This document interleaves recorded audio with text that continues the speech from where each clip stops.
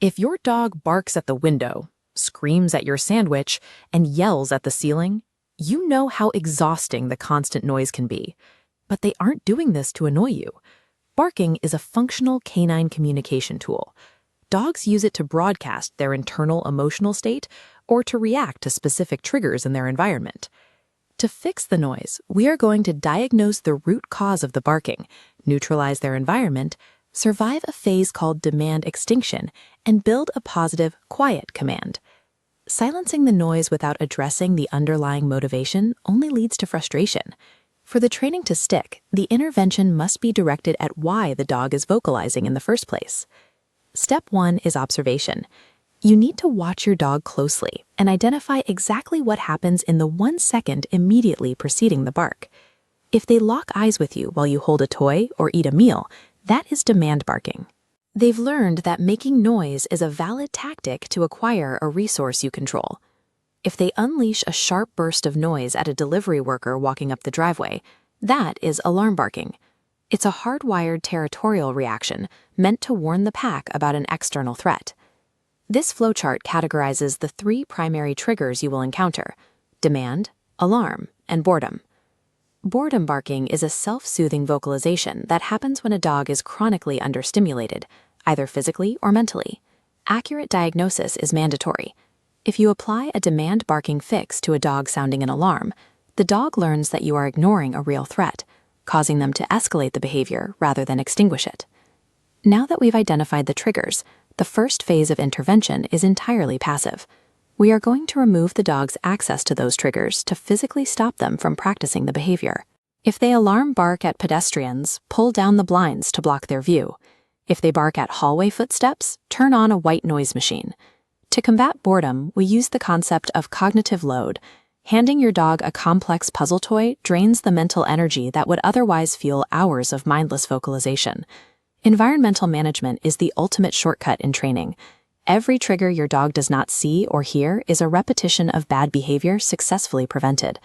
When your dog demand barks for your frou-frou attention, the protocol is strict: complete withdrawal. Turn your back, cross your arms, and avoid all eye contact. It is tempting to yell no, but doing so is a mistake. To a dog, a raised human voice sounds like you are barking along with them. You are validating the noise and participating in it. When a tactic that used to work suddenly fails, dogs experience an extinction burst. Their barking frequency will spike straight up into the danger zone as they try harder to get a reaction. Yielding while they are at this peak is counterproductive. It teaches the dog that louder, longer barking is the new requirement to get what they want. You have to wait them out until the barking drops to 0. Surviving the extinction burst is the only way to rewrite your dog's logic. You are proving to them that silence is the behavior that earns your attention.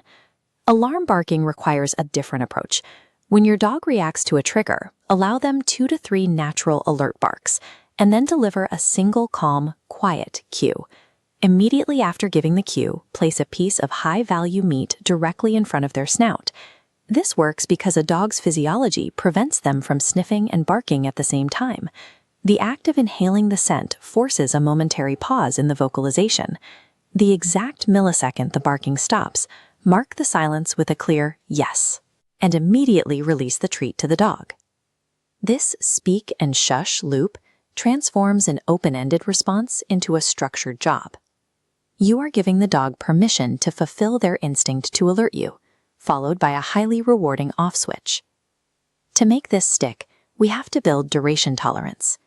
Instead of rewarding the very first second of silence, slowly extend the mandatory quiet time to 2, 3, and eventually 5 seconds before delivering the reward. Next, you must transition away from the food lure by pairing your verbal command with a flat palm hand signal. This ensures they respond correctly during high distraction events when they can't smell a treat.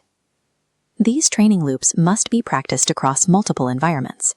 Rehearse them in the kitchen, out in the yard, and right at the front door to help your dog generalize the behavior.